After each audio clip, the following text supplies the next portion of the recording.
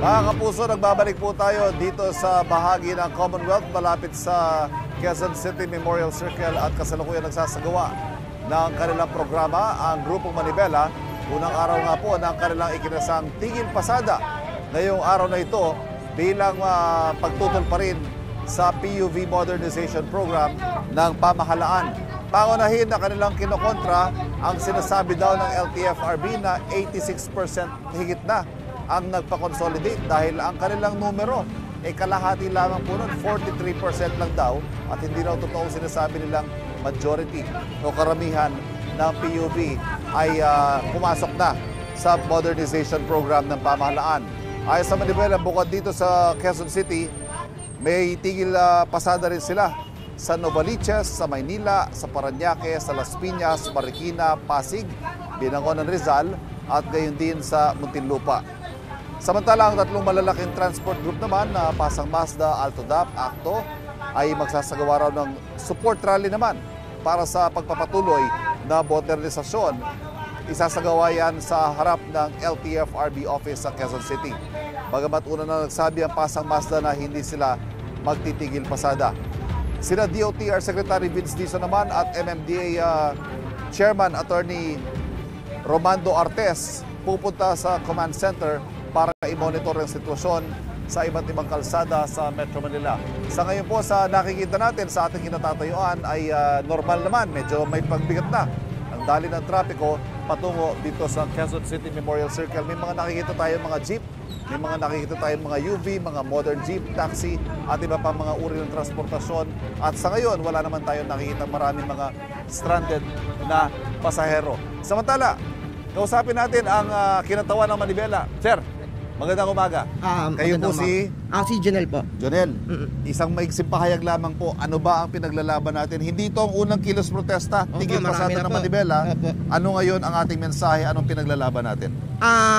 Gusto lang pong sabihin na napakasinungaling po ng LTFRB. Partikular po si Chope Logwadis.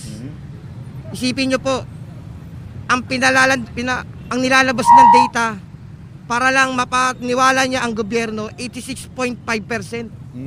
Pero nung pumasok ang bagong DOTR, Secretary Vince Dizon, napag-alaman na 43% lang pala ang total consolidated. So napakalaking difference. Dahil sa 86% na yan, kaming mga maliliit na driver-operator, nawalan kami ng trabaho dahil pinayagan ng gobyerno. Particular si Pangulong BBM. Opo. Inalis kami dahil nga konti na lang namin. Ano naman masasabi nyo, sir, sa kapwa nyo mga tsuper na hindi nagtigil pasada ngayong araw at gayon din sa mga pasahero na medyo nahihirapan sumakay ngayong araw? Sa mga kapwa ko po na tsuper na bumabiyahe po, naintindihan po namin sila. Kasi yung iba po kasi dyan, under po talaga ng mga kooperatiba, korporasyon. So sila po parang trabaho, ginagampanan lang nila yung trabaho nila.